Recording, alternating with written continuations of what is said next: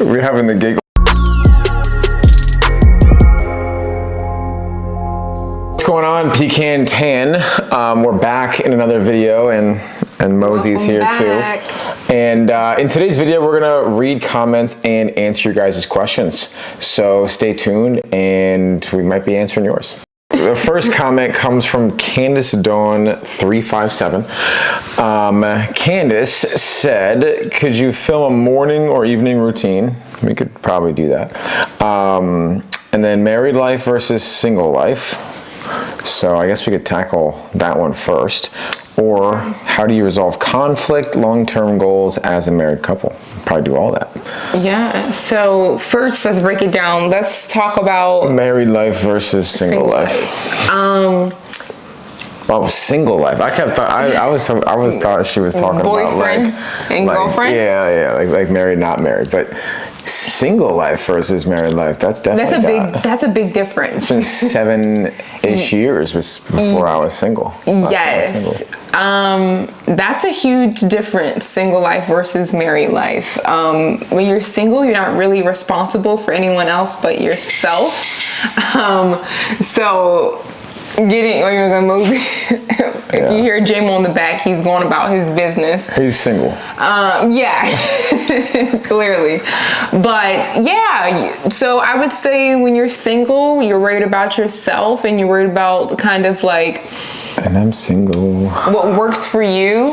And when you're married, there's a lot of decisions that need to be made as a couple.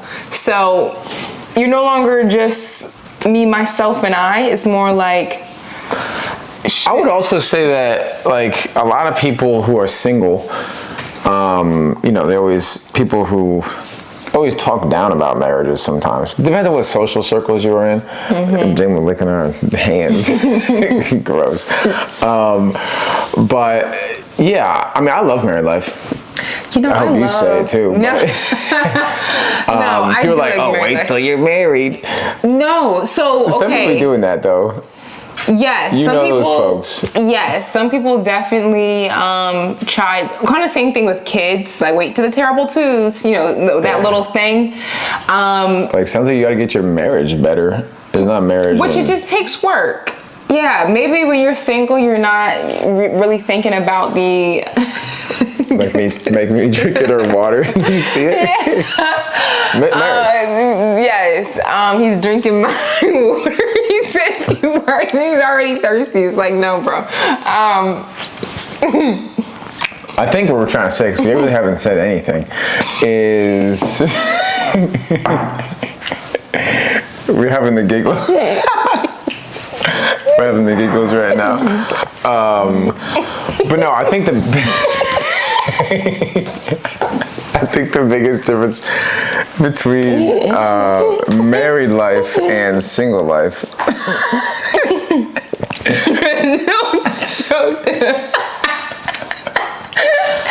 You can't do this in single life. I guess is the thing. You can't have a counterpart. You're single, you're really friends with a lot of other single people. When you're married, you really don't have to. Yes. You have someone else. You have your person. Yeah, you have a companion. Like I see Mina 99% of my day. Well, of course, we're married, but even when we were single. I love the person. Yeah. And you also gotta be friends with the person.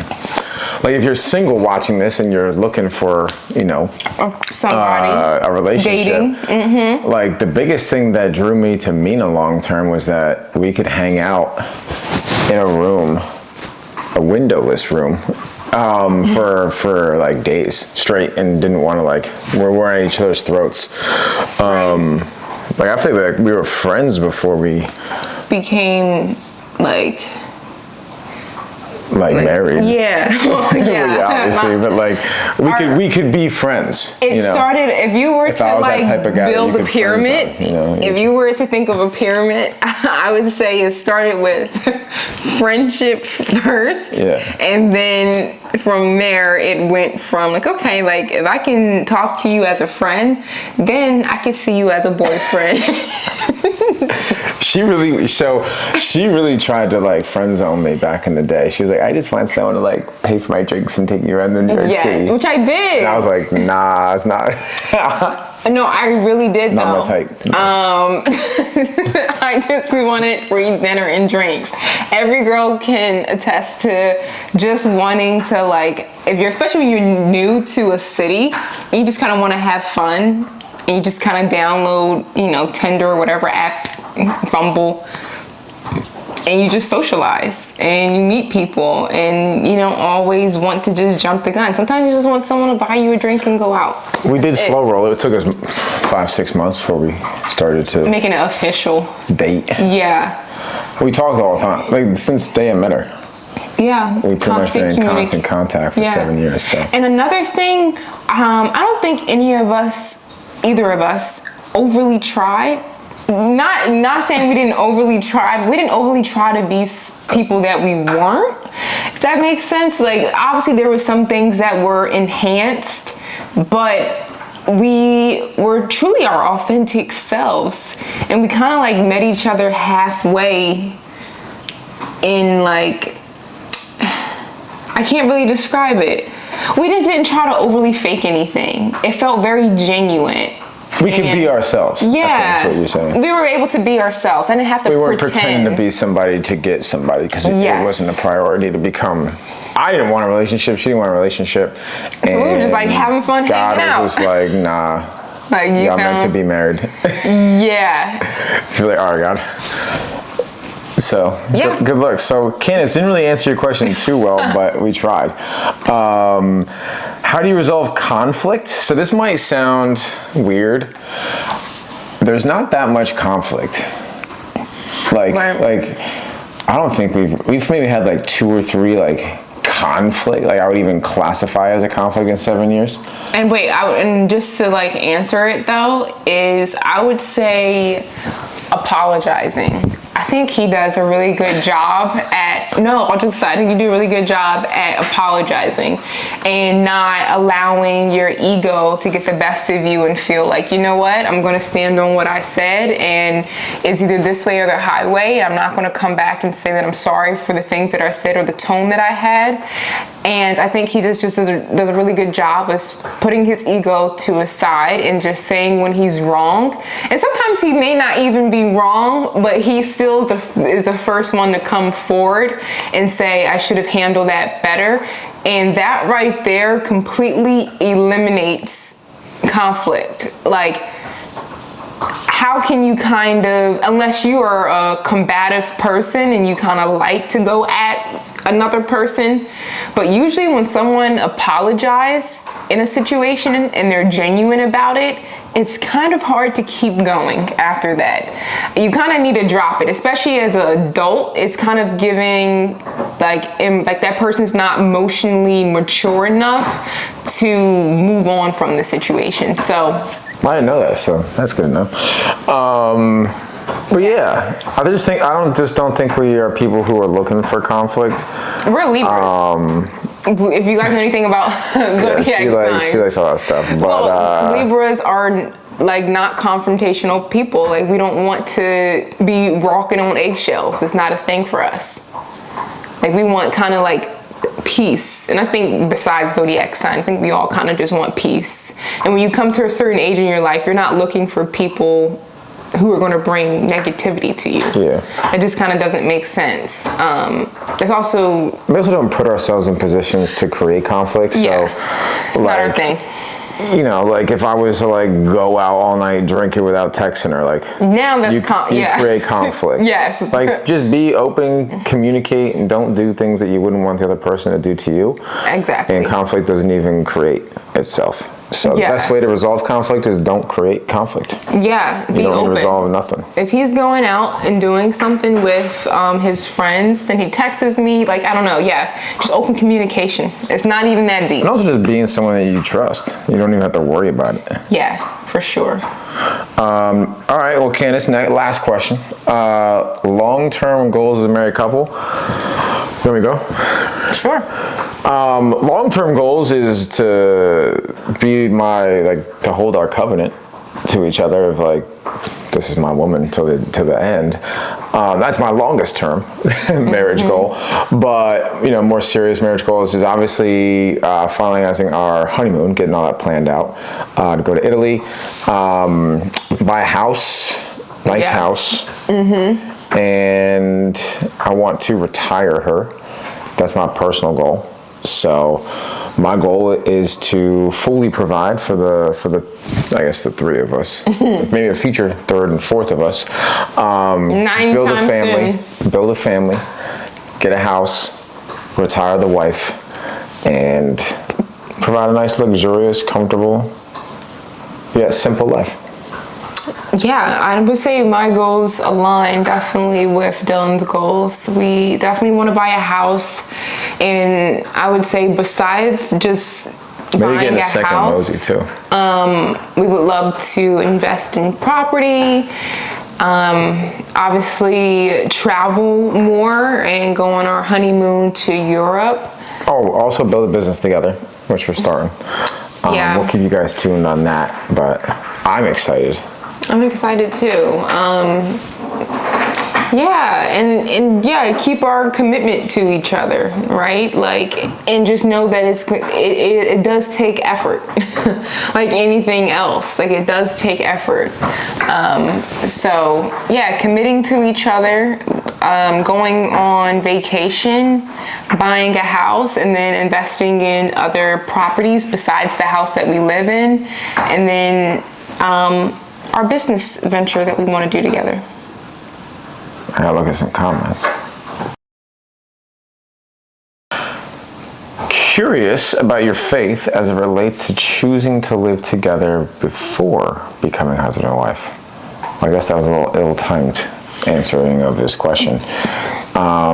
So I would say, curious about our faith so that's so funny that person asked that, because I had someone else, a good friend of mine, asked me how was it obviously living with your partner, being boyfriend, girlfriend, or fiance and not married. Typically, well, from a biblical perspective, we definitely sinned. Yes, 100%. Yes, so obviously in a typical Christian traditional way, you would obviously save yourself for marriage. You wouldn't move in with, a boy that you were dating or anything like that. But I like to call myself an imperfect Christian. And even though I have a lot of traditions growing up, my parents were never overly strict in the way of you can't move in with him until you guys are married type of thing, personally. Well, we would have never moved to Florida, because if she stayed in New Jersey and I moved to Florida, we probably wouldn't be. Well, that wouldn't happen. That wouldn't have happened. Us moving to different states. That wouldn't make any sense. But honestly, so this is my thing. I don't know, but I hear a lot of people move in with their husband, and you realize you can't stand them. And then you realize you can't stand that part. You know what I mean? You realize oh my God, I made a mistake. You need to test drive the car before you buy it. Yeah, move in. There's nothing wrong with moving in with a person and seeing if this is someone who you want to live with. It's kind of like when you have a roommate and you're you know what? Next year, I don't even want to be move in with you next year. Once our lease is up, we go our separate ways. It's like a test run that I think. And then also, you get to see the habits. Can you stand that person's habits? Can you stand to be around them? Are they super sloppy? Are they rude? Are they too comfortable? There's little things that can be red flags that you can kind of capture before you take that next step of saying I do.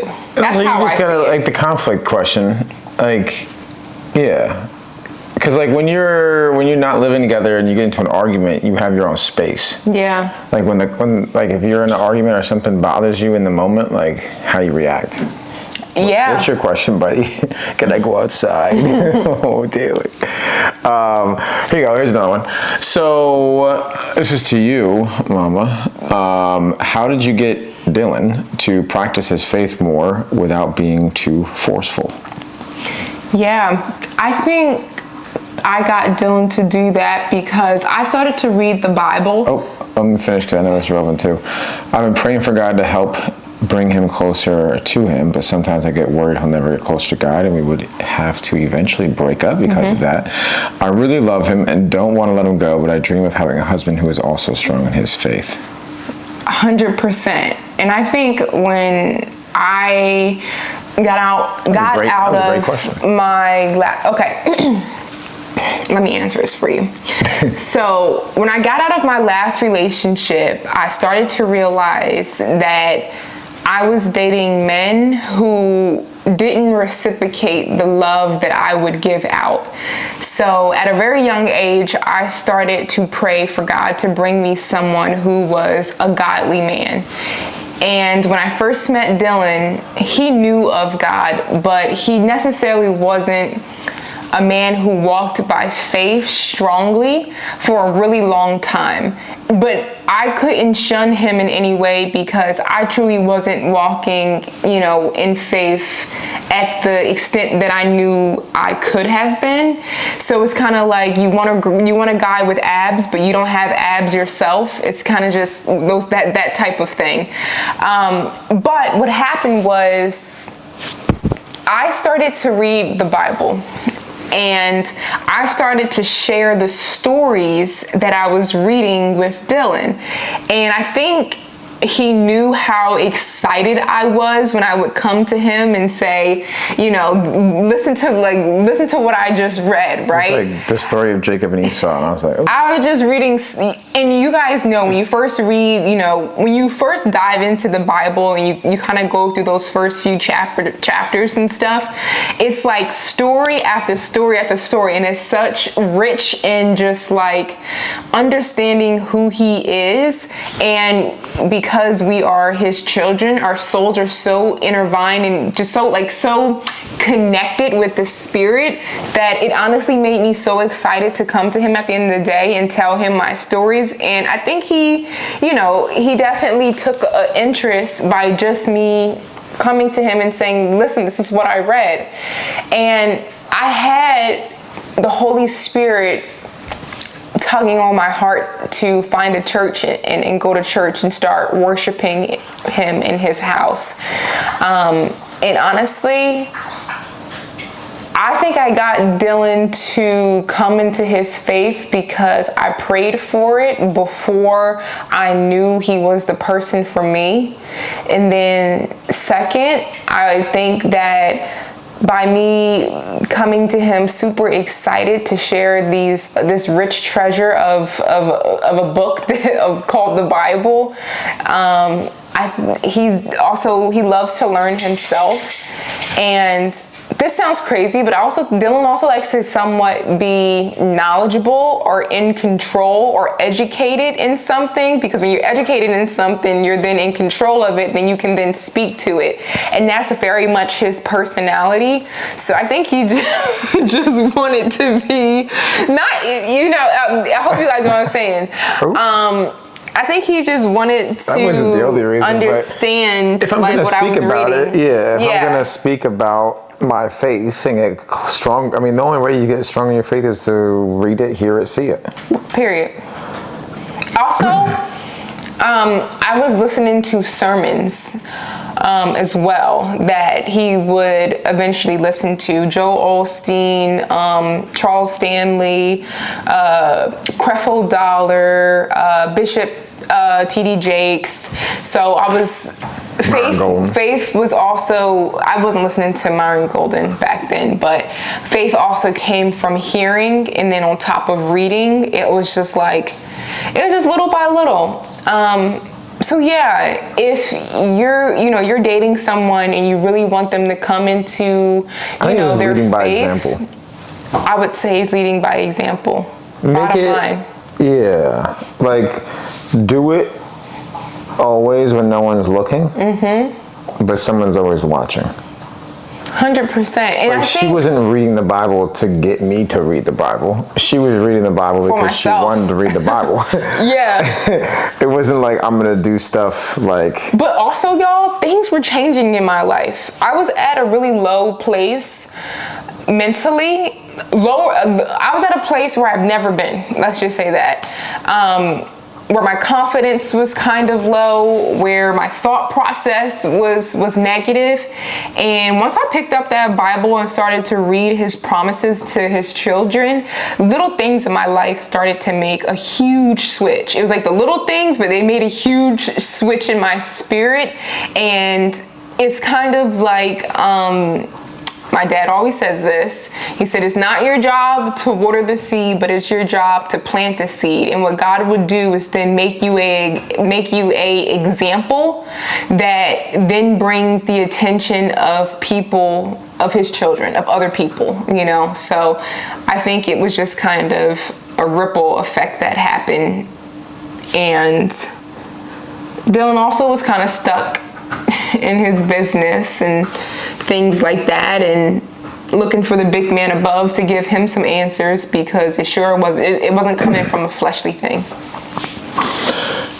Yeah, very blessed, and it's a train that doesn't leave. That once it leaves the station, it's gone. Oh. So I got on the train, and I'm still nowhere near the end of the train. I'm still very new. Not very and that's new, exciting though. Yeah, that was, we could probably read more comments, but to be honest with you, it's our date night, and I want to snuggle on this big old couch behind us and watch a movie with my wife. So we will see you in the next video. If this was, if you like this type of content, let us know in the comments and ask us more questions, because we'll probably do more if we have enough to make another video off of it. So 100%. We appreciate you guys. Like, subscribe, and we'll see you in the next.